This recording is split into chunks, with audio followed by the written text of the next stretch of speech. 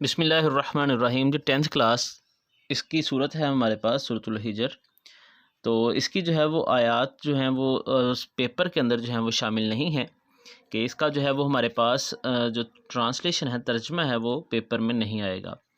تو اس کی جو مشق ہے وہ آپ کے ساتھ شیئر کرتے ہیں۔ تو نیچے جو ہے وہ ڈسکرپشن میں ہمارے واٹس ایپ گروپ کا جو ہے وہ لنک ہے، جس کو آپ جوائن کر سکتے ہیں۔ تو اس میں ہمارے پاس جو پہلا سوال ہے وہ ہے جی درست جواب جو ہے وہ اس کا انتخاب کریں۔ تو پہلا ہمارے پاس MCQs ہے۔ مدینہ منورہ اور شام کے وسط میں موجود پہاڑیوں کے درمیانی علاقے کو کہا جاتا ہے۔ تو یہ ہم نے پڑھا تھا کہ اس علاقے کو جو ہے وہ وادی حجر جو ہے وہ کہا جاتا ہے۔ دوسرا ہے جی سبع مثانی سے کیا مراد ہے؟ تو یہ لاسٹ پہ جو تھا وہ ہمارے پاس ایک پوائنٹ تھا کہ بار بار دہرائی جانے والی آیات جو ہیں وہ سورۃ الفاتحہ کو کہا جاتا ہے۔ تیسرا سوال ہے جی ہمارے پاس اس میں سورۃ الحجر میں کن کے مہمانوں کا تذکرہ ہے؟ تو سورۃ الحجر جو ہے اس میں حضرت ابراہیم علیہ السلام کے مہمانوں کا تذکرہ کیا گیا ہے۔ آگے ہمارے پاس چوتھا جو ہے وہ MCQs دیا گیا ہے جی وادی حجر میں آباد تھی۔ تو وادی حجر میں قوم سمود جو ہے وہ آباد تھی۔ پانچویں جی قوم سمود کی طرف نبی بنا کر بھیجا گیا۔ تو حضرت صالح علیہ السلام کو قوم سمود کی طرف جو ہے وہ نبی بنا کر بھیجا گیا۔ دوسرا سوال ہے جی ہمارے پاس مختصر جواب دیں، جس میں پہلا سوال ہے ہمارے پاس سورۃ الحجر میں اللہ تعالیٰ نے قرآن مجید کے بارے میں کیا ارشاد فرمایا ہے؟ تو اس کا جواب دیکھتے ہیں۔ تو اس کا جواب جو ہے جی وہ ہمارے پاس یہاں سے دیا گیا ہے کہ اللہ تعالیٰ نے سورۃ الحجر میں فرمایا ہے کہ یہ قرآن مجید خالصتاً اللہ تعالیٰ کا کلام ہے، اسی کی طرف سے نازل کیا گیا ہے اور وہ خود اس کی حفاظت کرنے والا ہے۔ یہاں تک آپ لکھیں، آگے آپ لکھیں جی اس کے اندر جو ہے وہ آپ ایک جو ہے وہ آیت نازل کر لیں کہ جس طرح کے ہمارے پاس یہ دی گئی ہے لاسٹ پہ کہ اللہ پاک کا ارشاد ہے کہ بے شک ہم نے اس ذکر یعنی کہ قرآن کو نازل فرمایا اور بے شک ہم ہی اس کی ضرور حفاظت فرمانے والے ہیں۔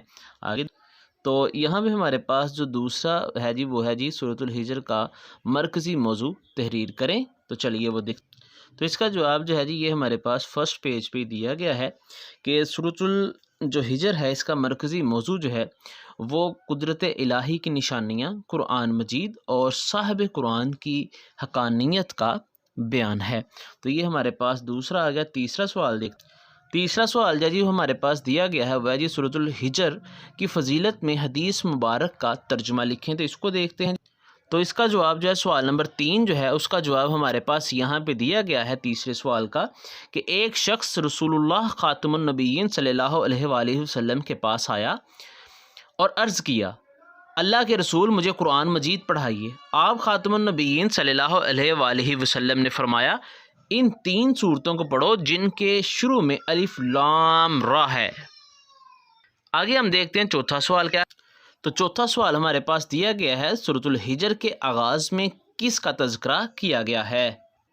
تو اس چوتھے سوال کا جو جواب ہے جی وہ ہمارے پاس یہاں سے جو ہے وہ چوتھے سوال کا جواب شروع ہوتا ہے کہ سورۃ الحجر کے آغاز میں قرآن مجید اور نبی کریم خاتم النبیین صلی اللہ علیہ وآلہ وسلم کے حوالے سے مشرکین مکہ کے بے بنیاد اعتراضات کا آسان اسلوب میں جواب دیا گیا ہے کہ یہ قرآن مجید خالصتاً اللہ تعالیٰ کا کلام ہے، اسی کی طرف سے نازل کیا گیا ہے اور وہ خود اس کی حفاظت کرنے والا ہے۔ تو یہ ہمارے پاس سوال نمبر آ گیا جی 4۔ آگے سوال نمبر دیکھتے ہیں 5۔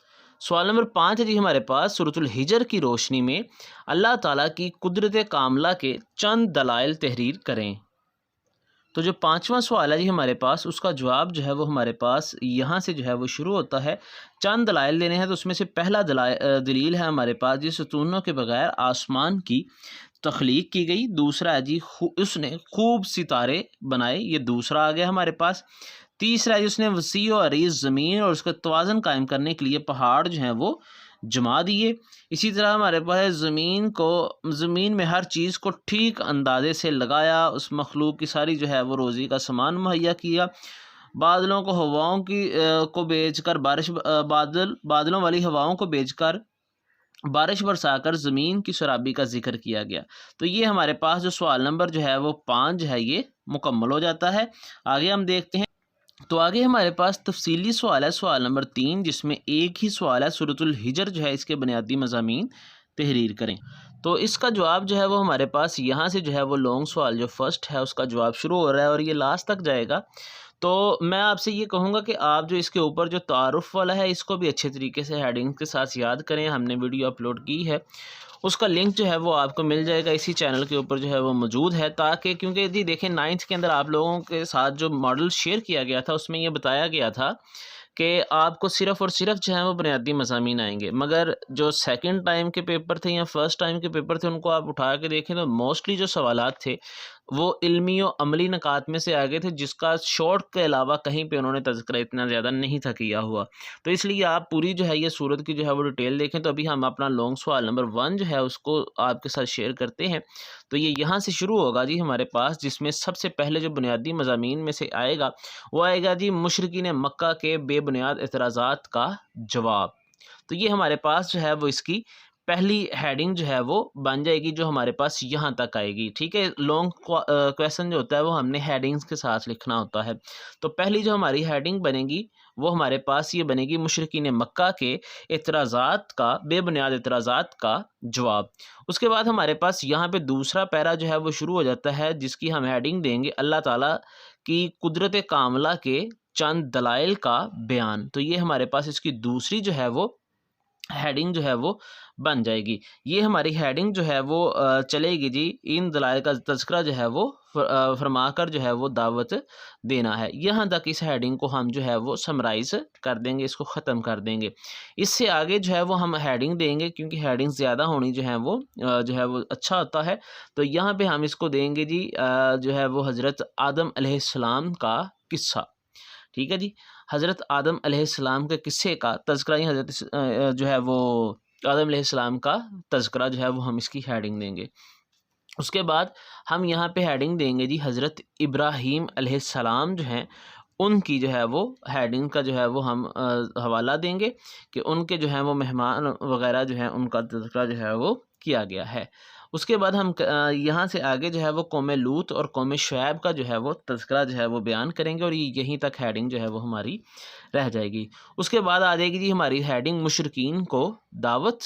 تو یہ ہماری جو ہیڈنگ ہے یہ آئے گی جی ہمارے پاس بعض آ جاؤ یہاں تک جی. ٹھیک ہے، یہ یہاں سے جو ہے وہ ہم نے شروع کرنی ہے یہاں سے، اور یہاں پہ یہ اختتام ہو جائے گی. اگلی ہیڈنگ جو آئے گی وہ ہماری آ جائے گی جی قوم سمود جو ہے اس کا تذکرہ.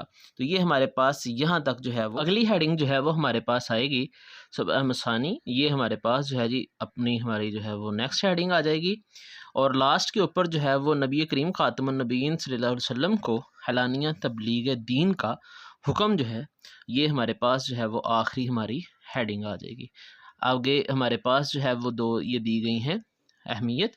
تو یہ آپ نے جو ہے وہ ویسے ہی یاد کر لینی ہے کہ سورۃ الفاتحہ کو جو ہے وہ سبع مثانی جو ہے وہ کیوں کہا جاتا ہے اور قرآن مجید کی حفاظت کس کے ذمہ ہے. تو یہ ہمارا چیپٹر جو ہے یہ مکمل ہو جاتا ہے. تو آپ لوگوں سے گزارش ہے کہ چینل کو سبسکرائب کر دیں. اگر آپ کو ویڈیو جو ہے وہ اچھی لگی ہو تو آپ جو ہے وہ اس کو لائک بھی کریں.